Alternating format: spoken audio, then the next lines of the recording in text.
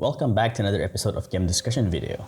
In this video, I would like to give you 5 reasons why you should try your hands on Honkai Star Rails. I know the game has its drawbacks for some players, especially Genshin players that wanted to try another Hoyoverse game.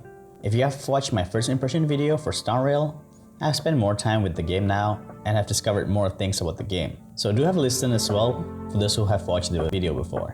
Without dragging out too much, let's just get to that 5 reason.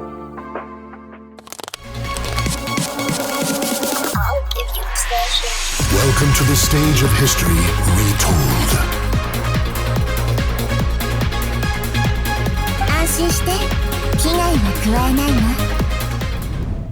Number 1. The turn-based combat itself. I know this game is very divisive due to its combat nature being turn-based RPG, and people don't like it due to its slow nature. But hear me out first.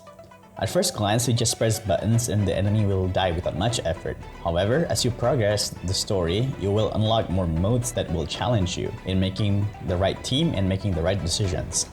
This point will be discussed much deeper in the second reason. What's going to be great about this game combat is that due to the high number of rosters of playable characters that are only going to keep increasing, will result in many different kinds of playstyle being available, with the side bonus of all of these characters are so well designed and their animations are very beautiful and very pleasant to see. Just want to share, if you know the game Suikoden, that game has over 30 playable characters with 6-member party, but not many of them are super polished, but it is very fun to try all of those characters combinations, especially when you use characters that has special moves together. Star Rails currently don't have any special move between 2 different characters, but that is the exact same reason why Star Rails is fun, figuring out the right composition for your team. And in a turn-based RPG, there are many ways you can tackle an encounter against enemies. Do you like to play defensively and slowly chipping the enemy's life? You can do that in this game. Do you want to burst the enemy as fast as possible? You can do that in the game as well. Do you like to slowly apply damage over time to the enemy? You can do that in the game as well. What's more, all of these playstyles have their value in the challenge modes that's present in the game currently. Unlike Genshin, where the most challenging content, you are very encouraged to go very offensive due to the time limit is being attached to the challenge.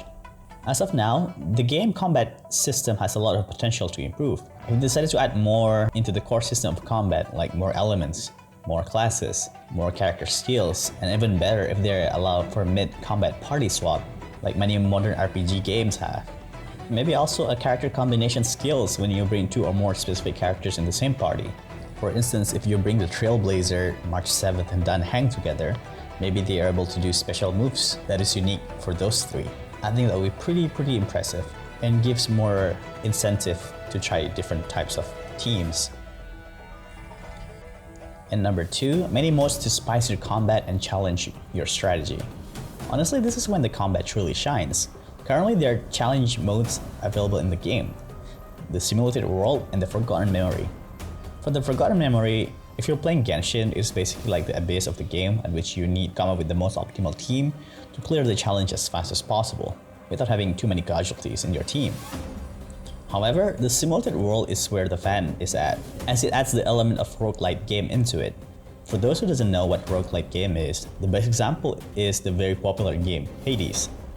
It is essentially, you progress through a stage at which you, along the way, able to obtain items that can grant you benefits, and also you may select buffs that is presented to you at random. And whether you're able to select the right buffs that will bring benefits to your team. In roguelite game, what makes it really fun is that you need to keep making choices from all of this random encounter.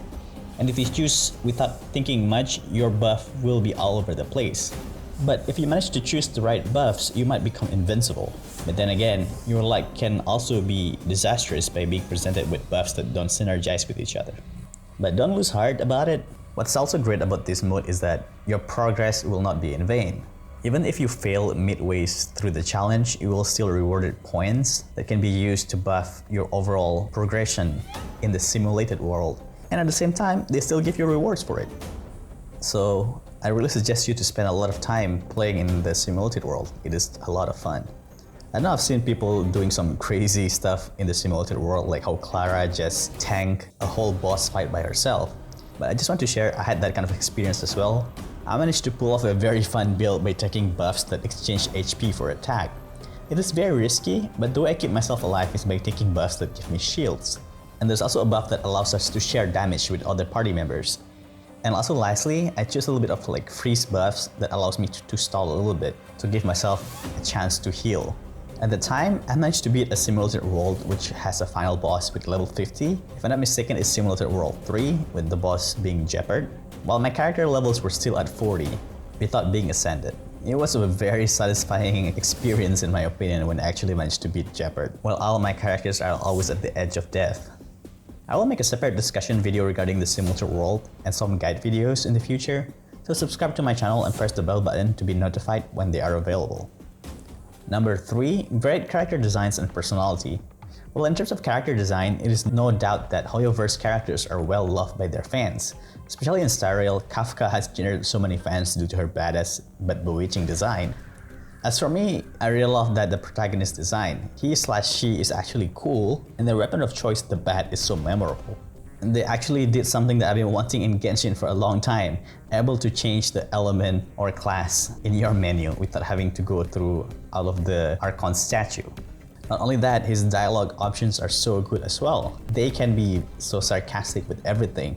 And also they allow us to do all kinds of stupid things like going inside a wardrobe and scare the room service, or rummaging through trash can, and lastly even messing with someone's work desk right in front of them without a single care. I laughed my ass off when I actually pulled that off in Belobog. Good job, HoYoverse, good job. Number 4.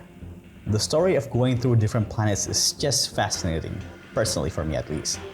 Especially those who are like me, fans of Star Ocean games, will sure likely enjoy the story of this game. Since from what I've read so far with a few documents and a few dialogues, it feels like the lore of the game is really deep. I'm really looking forward to read more about the lore as I progress more through the game.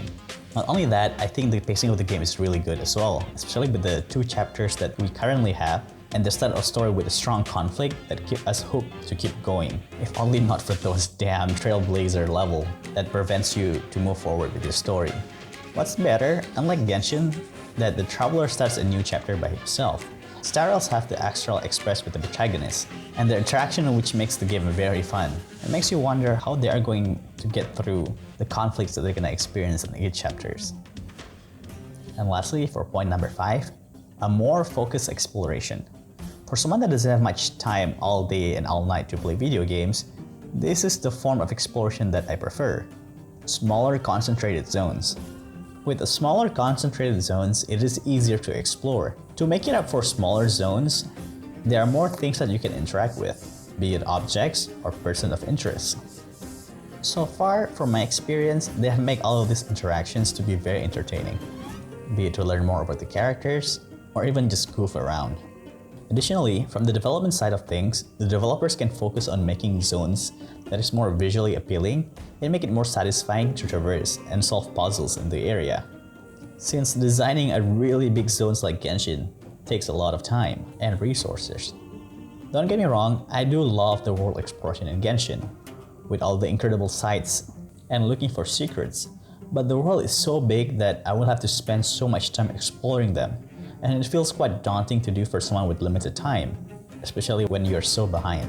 Currently, I haven't explored Sumeru to its fullest due to its large zone with its depth, verticality, level design. Maybe one day, once I start streaming, I will explore more of Genshin with you, dear viewers. But so far, the length of the exploration is just perfect for me. What do you guys think about the current exploration? Well, that is my 5 reasons on why you should give Stariel a try. The game is not headed for everyone, that's for sure. If any of the 5 points that I mentioned piqued your interest, I really suggest you to try and experience the game yourself. Plus, it is free to play. Next time, I'm planning to make a video discussing a few improvements that Stariel needs, and also I mentioned before, a video about the Simulated World. So subscribe to my channel and press the bell button to be notified on more Honkai Stariel's video. Until the next video, stay sharp gamers!